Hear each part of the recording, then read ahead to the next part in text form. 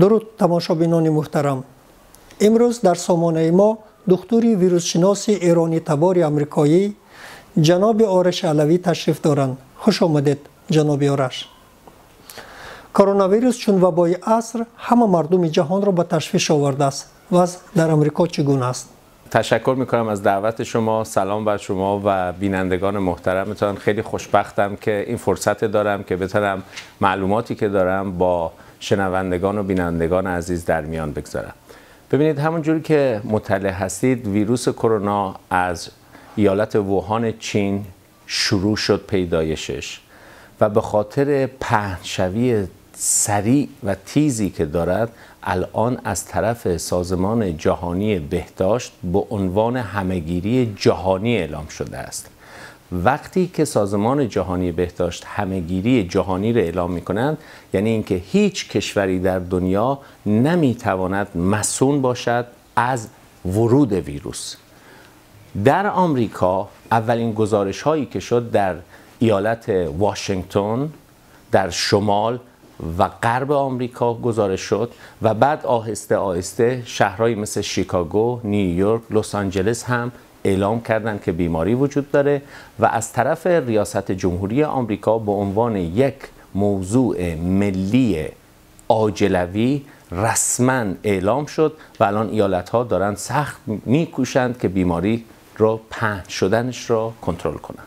چگونه میتوان این بیماری را کنترل کرد؟ ببینید، بر اساس هر کشور اینفراستراکتور، زیر ساخت هایی که دارد و نیروی انسانی و متخصص و لابراتوارها، مراکز سلامتی طبی، برنامه ها باید فرق کند. باید اولین کاری که می شود این است که در آن کشور یا ولایت یا ایالت بررسی بشود چه امکاناتی وجود دارد. ما میدانیم که ویروس کرونا از طریق راه تنفسی میاد بیرون و منتقل می شود. پس هوا و هر نوع ترشحات از دهان می تواند بیماری را پهن کند و انتقال بدهد به دیگری و از انسانی به انسان دیگر منتقل بشود. این از لحاظ فرد به فرد. و چون ویروس خیلی تیز پهن می شود، باید بدانیم که چطور می شود در جمعیت های کلان، در اهالی آن ویروس را کنترل کرد. مهمترین موضوع این است که مردم بدانند که هیچ دولت جهان، یگان دولت در دنیا پیدا نمی شود بدون کمک مردم بتواند ویروس را کنترل کند. چرا؟ برای اینکه یک، مردم باید بدانند که رعایت کنند گگنی شخصی را، دستهاشون را باید بشورند. اگر سرفه میزنند باید سرفه را در دستمال هایی که یک کرته یک بار استفاده می شود و آن را بندازند در بسته های مخصوص. از دست دادن به همدیگر جلوگیری کنند. از سرچاق هایی که به صورت عمومی استفاده می شود استفاده نکنند تا اینکه دولت ها فرصت پیدا کند، وزارت های تندرستی، دولت ها در بالیتسه ها اگر کسانی که بیمار شده باشند خدمات رسانی کنند. پس مهم یکم که بخواد چطوری بیماری پهن نشود، چه در آمریکا و چه در هر جای دنیا، کمک مردم به دولت است. با آگاهی، دولت و رسانه ها مثل شما آگاهی دادن به مردم است که چه کار کنیم نگیریم، ولی خود مردم هم باید حرکت کنند که نگیرند این بیماری را. خوشبختانه ما میدانیم راه سرایتش چیست. راه گزارش بیماری کاملا شناخته شده است. متاسفانه چون بیماری نو است، بیماری 2 ماه است پدید آمده است، ندانسته های ما هم زیاد است. پس ما باید یک زمانی را طی کنیم که این بیماری جلوی پهن شدنش را بگیریم تا علم به جایی برسد که واکسن، امگذرانی یا تبابت قطعی پوره را پیدا کند.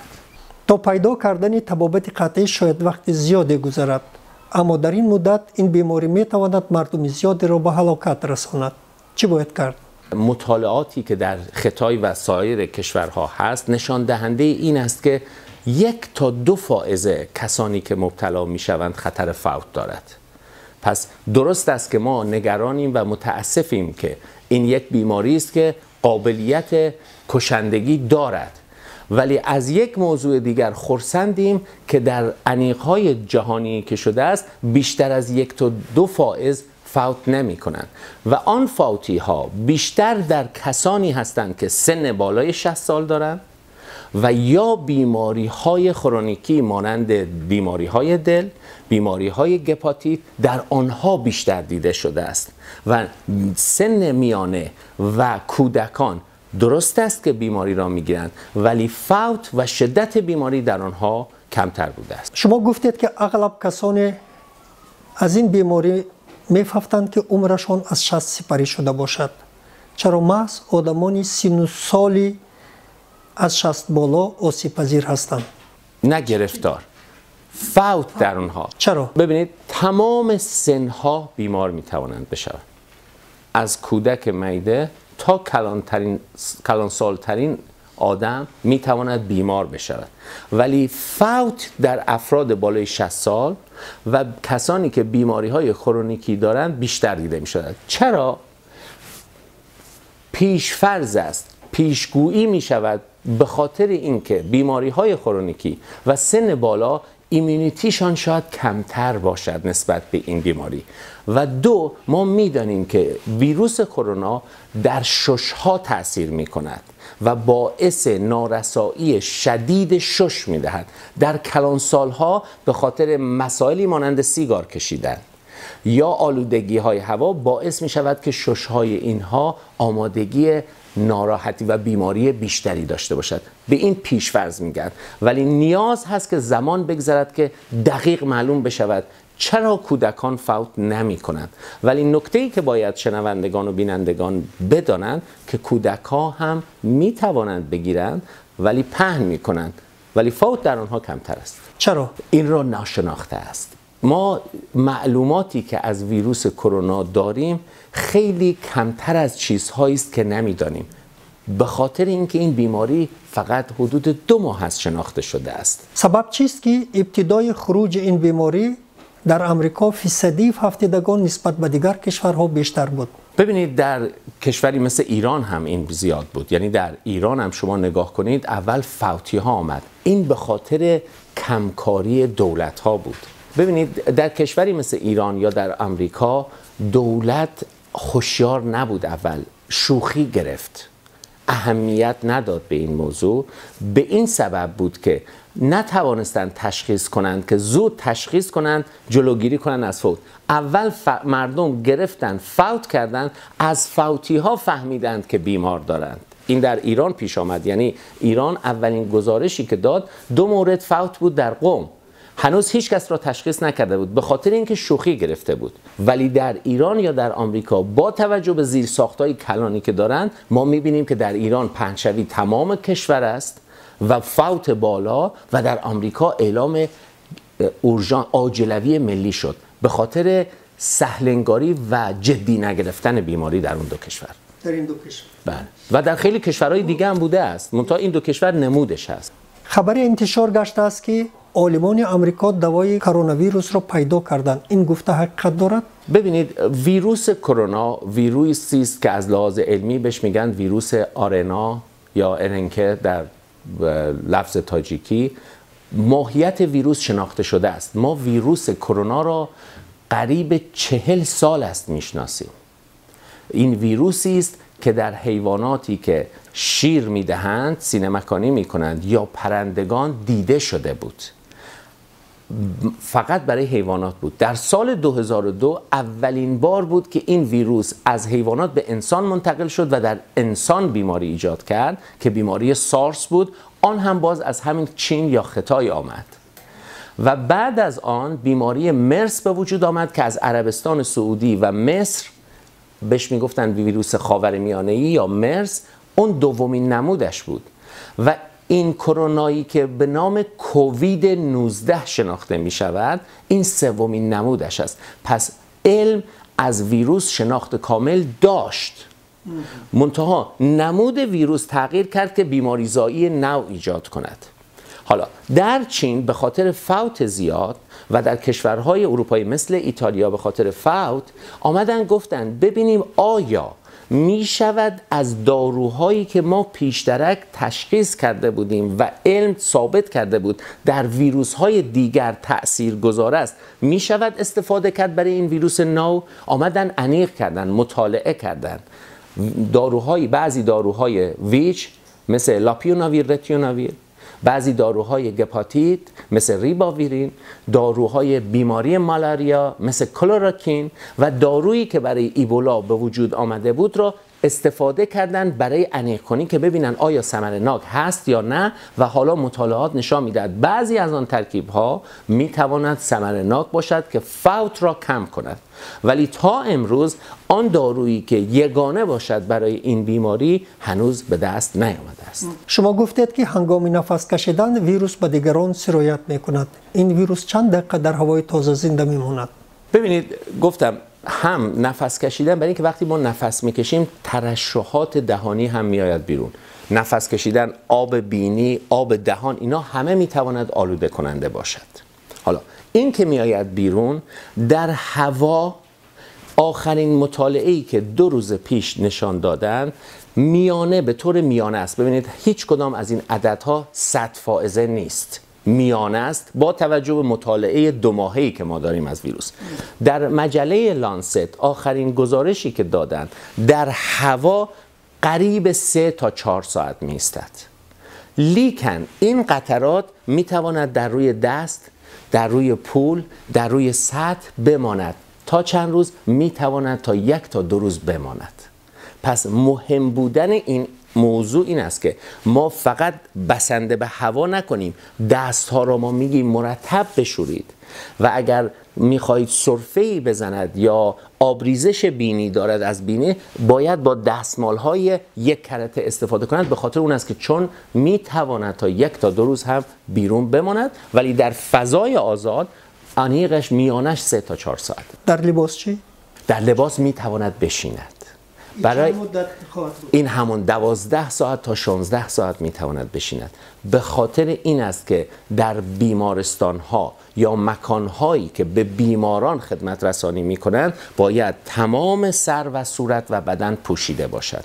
ما بدانیم ویروس از طریق تنفسی، یعنی از دهان میتواند وارد شود، خارج شود، لیکن از چشم هم میتواند ویروس وارد شود. به این سبب است که در نگاه کنید اگر به فیلم هایی که پخش می شود در بیمارستان ها، آنها تمام صورت را می پوشانند. لیکن حالا ببینیم برای مردم چه کار کنیم. مردم چه کار باید بکنند؟ مردم اولین نکته‌ای که باید بدانند این است که وحشت نکنند. مردم آرامش داشته باشند. درست است که ویروس 1 تا 2% مرگ می دهد، ولی می دانیم قطعی است 85% کسانی که بیماری میگیرند یگان نمیخواهد بروند بیمارستان. همون در خانهش بایستد، در اتاق خودش بایستد، دستها را بشورد، پنجره ها، تریزه ها را باز کند، هوا بچرخد، خودش ماسک بزند. خود کسی که بیمار است 85% همونجور خوب میشود. میماند 15% باقی. 15% باقی 10% احتمال دارد علامتهاش بیشتر بشود. چه علامت هایی را ما میبینیم؟ یکم سرفه کردن خشک، یعنی سرفه‌ای که بلغم ندارد. دوم حرارت بدن بلند میشود و سوم تنفس هم کوتاه میشود هم تیز میشود. این 3 علامت را اگر کسی داشت، آیا 100% ویروس کرونا دارد؟ نه. این علامت ها اختصاصی ویروس کرونا نیست. میتواند فرد آنفولانزا هم داشته باشد. پس اگر کسی این 3 علامت را داشت، گمانبر میشویم. حالا که گمانبر شدیم، این باید در یک اتاق جداگانه ایزوله بشود، قرنطینه بشود، حتما ماسک بزند. کسانی که به او نزدیک میخواهند بشوند کمتر نزدیک بشوند، کنتکتاش، ارتباطاتش کمتر بشود تا اینکه این 2 هفته بگذرد. اگر تنفسش، نارسایی تنفس، نفس کشیدنش تیزتر شد و حرارتش بلند شد، آن موقع است که فرد باید برود به بالیتسه یا بیمارستان مراجعه کند. 5% فقط افراد نیاز هست بروند بیمارستان و همانطور که گفتم 1% یا 2% فوت میکنند. پس حدود 95% افراد 85% که اصلا میتوانند با علامت خفیف باشند، 10% دیگه هم با علامت شدید در خانه میتوانند کار زندگیشون رو بکنند و این کمک میکند که مردم باعث نشود که دچار تشویش و نگرانی بشوند. در خیلی از کشورها ما دیدیم تشویش مردم خودش مشکل آفرین شده است. چرا؟ چون مردم فکر نمی کنند که این ویروس وقتی که شما جمع میشوید در یک جا میتواند پهن شود. وقتی که نگران میشوید نمیدانید معلومات درست چیست که چه کار بکنید که پیشگیری کنید و یا اینکه اگر فرد بیمار شده است چطور جلوگیری کند از فوت و مشکلات بیشتر. پس یکم مردم نگران نباشند، آرامش داشته باشند. میگویند که در حرارت 26 درجه گرمی ویروس میمیرد. این اساس دارد؟ ببینید بعضی چیزها در علم پزشکی در لابراتوار عمیق می شود و باید این بیاید در عالم واقعی ببینیم چیست. گمانی که میبرند در لابراتوار وقتی شبیه سازی کردن دیدن که حرارت که میرود بالا وقتی که ویروس در هوای آزاد است یا سنگی میشود به نزدیک به سطح میرسد باعث میشود تنفسی انتقال نمییابد یا میمیرد. این در لابراتوار تشکیل شده است. ما این مطالعه را در عالم واقعیت نداریم.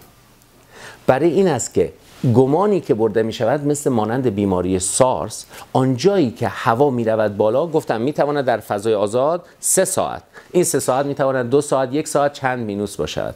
ولی مهم این است که فقط به ساعت ربط ندارد، به تعداد ویروس هم ربط دارد. وقتی این تعداد ویروس در اون فضای اطراف کم می شود قدرت پهن‌شوی بیماری هم کم می شود. پس الان دانشمندان منتظرند که در عالم واقعیت ببینند. به خاطر اینکه گمانه‌های دیگر هم داریم. اون گمانه‌ها چیست؟ مثلا عربستان سعودی اعلام کرد بیماری داریم. خب از لحاظ حرارت عربستان سعودی یک جای گرم و خشک است. کنارش ایتالیا هم داریم که یک جای مرطوب است. برای این است ما هنوز به صورت پوره و قطعی نمیدانیم در محیط واقعی چه می شود. مهمترین کار این است که چه ویروس وابسته به حرارت هوا بود چه نبود مردم رعایت گگنی را کنند. نمونه خوبش کره جنوبی است. ببینید کره جنوبی دوم کشور بود بعد از چین از تعداد مرگ و میر، فوتی ها و کسانی که بیمار شدند، ولی با اقدام خوبی که شهروندان کمک کردند به سیستم سلامتی الان ما میبینیم کره جنوبی دارد میرود به سمتی که پهن‌شوی را کنترل کند مانند خطای. در چین و کره جنوبی با کدام راه پهن‌شوی ویروس را بازداشتند؟ در چین مهمترین موضوعش این بود که مشکل اول چین این بود که چند هفته کتمان کرد، چند هفته اعلام نکرد که این بیماری رو دارد و اون باعث شد که خود خطای هم دچار مشکل بشود به خاطر پهن‌شوی. ولی به محض اینکه فهمیدند که بیماری نیست و اعلام کردند، قرنطینه کردند ووهان را. قرنطینه کردن ووهان باعث شد که رفت و آمدها وقتی کمتر شد سرعت پهن‌شوی را کم کردند. دوم رفتن در دسترس قرار دادن آزمایش ها و قرنطینه کردن درون ووهان. و سوم آمدن با اعلامی که کردن کمک های جهانی، داروواری و دانشمندایی که دعوت شدن مدل های ایجاد کردن که هم فکر مردم، معلومات مردم بالا برود، هم تجهیزات لازمی را که باید برای تبابت و پیشگیری از فوت بود در آنجا گذاشتند. و حالا میبینیم که دومین روزی است که خطای میگه که رشد پهن‌شوی بیماری را کنترل کرده است. این یک موفقیت بود. در کره جنوبی مدل فرق داشت. ببینید از لحاظ ساختار حکومتی هم فرق دارند. در کره جنوبی به خاطر کانستیتوشنی که دارند و آزادی‌های مدنی افراد نمیتوانند دیسکریمینیت و قرنطینه کردن را ببرند جلو. برای این است که آزاد گذاشتند. لیکن از یک طرف دیگر کار کردند. آمدن معلومات مردم را بردن بالا، گفتن شما اگر این علامت را دارید واهمه نداشته باشید. ما در تمام این محلاتی که شما هستید امکانات داریم برای شما. اگر علامت پیدا کردید بیایید از این مکانها کمک بگیرید، یا با تلفن یا با از طریق اگر شما نگاه کنید تجمع مردم نیست، خود یک فرد می رود در یک پایگاه سلامتی اونجا خدمت بهش میدن.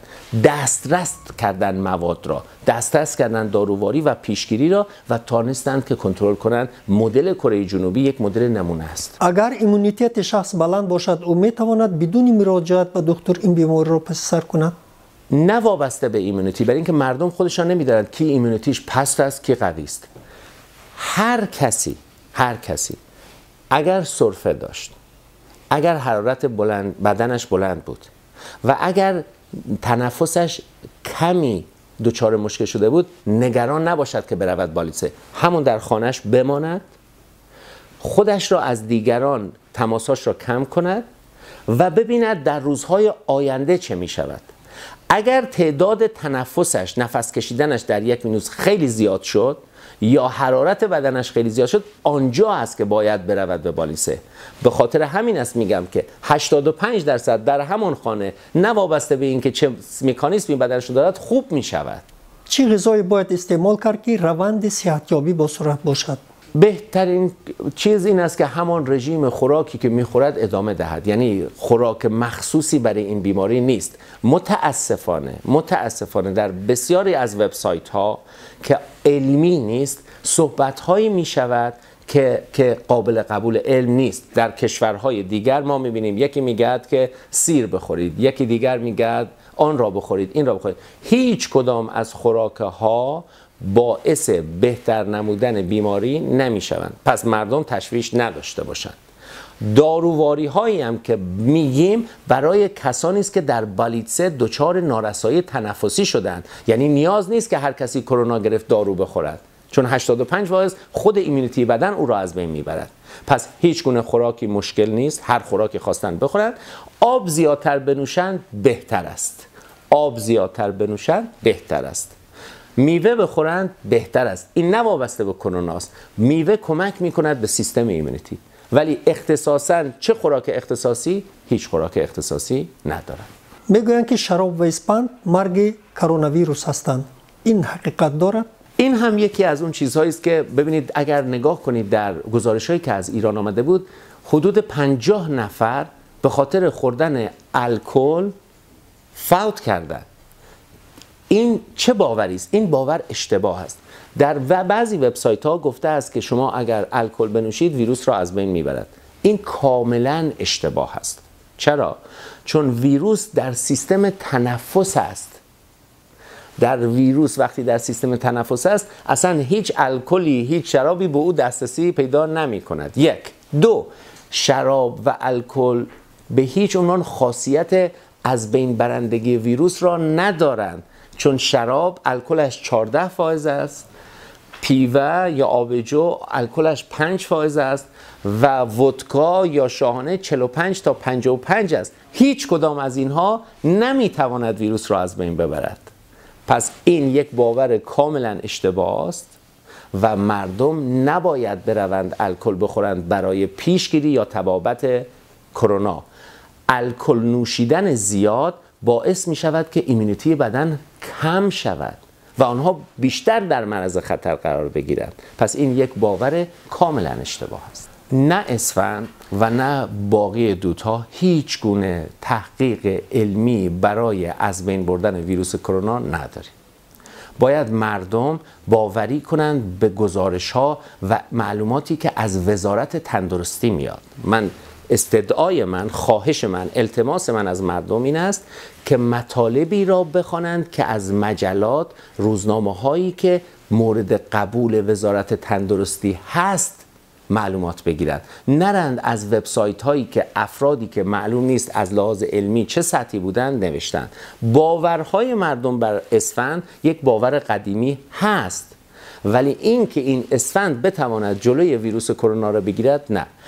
اگر نگرانند، بهترین کار این است که پنجره تریزه ها را باز کنند و بذارند هوا به چرخش بیفتد.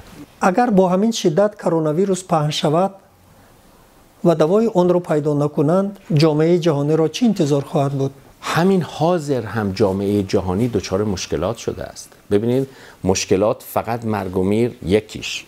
دوم، از لحاظ اقتصادی مردم سر کار نمیرن. الان در ایالتی که من زندگی میکنم، ایالت نیویورک، تمام رستوران ها، تمام مکتب ها، تمام اجتماعات، مسابقات ورزشی همه تعطیل است. اینها آدم ها بیکار شدند. پس فقط مسئله سلامتی نیست، این مسئله اقتصادی، اجتماعی، سلامتی با هم است و این برای دنیا یک فاجعه است که مدت‌ها طول می‌کشد که از همین امروز بخواد برگردد به جای خودش. اگر بیشتر طول بکشد مسلماً این فاجعه بیشتر خواهد شد. نظری وجود دارد که این ویروس کاری لابراتوری کشوری است که نام آن ذکر نمی شود. ببینید، من در ساحه ویچ هم حدود 22 سال کار میکنم. اون زمانی که ویروس نارسایی مسئولیت بدن به وجود پیدا شده بود میگفتن که این ساخته لابراتوار هاست، اینها ویروس ناشناسی نبوده است، ویروس شناخته شده بوده است، در حیوان بوده است، 2 بار بیماری ایجاد کرده و این بار سوم است. متاسفانه بعضی کشورها کمکاری های خودشان را به گردن بیگانگان میندازند. دولت ها، مقامات علمی این ویروس را میشناسند، قبلا هم دیدن. بهتر این است که بپردازند به کاری که کمک کنند به مردم که این مردم سلامت بمانند. این صحبت ها هیچ گونه پایگاه علمی ندارد. ویروس اگر از لابراتوار آمده بود بیرون، خود چین و خطای خودش میدانست که چیکار باید بکند، برود کی را بگیرد. هیچ گونه گزارشی ما از چین نداریم که نشان بده ویروس ساخته دست بشر است. به خاطر این مهم است که ما بپردازیم به اون قسمت چطور از این تهدید جهانی. نکته مهم این است الان یک تهدید جهانی است. سازمان جهانی بهداشت اعلام کرده است تمام جهان درگیر است. از این تهدید یک فرصت ایجاد کنیم که تمام خلق‌های جهان دست به دست هم بدن، تجربیاتشان به همدیگه بدن. الان الگوی تاجیکستان میتواند بهترین الگو باشد برای کشور همزبان ایران. ایران بیاد یاد بگیرد از تاجیکستان. تاجیکستان چیکار کرد که اونها نکردن که اون همه بیمار کشته شد؟ آمریکا بیاد یاد بگیرد از تاجیکستان، تاجیکستان یاد بگیرد از کره جنوبی. الان یک فرصت است برای دانشمندان، دولت‌ها و مردم که دست به دست هم بدن، یک مشکل جهانی و مرگ آفرین را کنترل کنند. این یک فرصت است که تهدید را به فرصت تبدیل کنند. میگویند که این ویروس از کورشپرک پیدا شده است. آیا این درست است؟ بیشتر میگم در پرندگان و حیواناتی که سینه مکانی میکنند بوده است و انیق کردند یک نوع واسطه‌ای که یک سخت پوست است که اون واسطه شده است بین انسان و حیوان و به بیماری را داده است. آنهایی که در خانه سگ و گربه دارند چی باید کنند؟ سوال بسیار مهمی کردید که خیلی از اهالی سگ و گربه در خانه نگه می‌دارند. هیچ گونه گزارشی که حیوانات خانگی باعث انتقال بیماری شده باشد یا پرچوی یا گزارش نداریم. برای این است که توصیه‌های سازمان جهانی بهداشت و توصیه اداره کنترل بیماری‌های آمریکا این است که اگر حیوان خانگی دارید مشکلی نیست، لیکن اگر بیمار شده اید شما محافظت کنید هم از خودتان، هم از آدم‌ها، هم از حیوانات.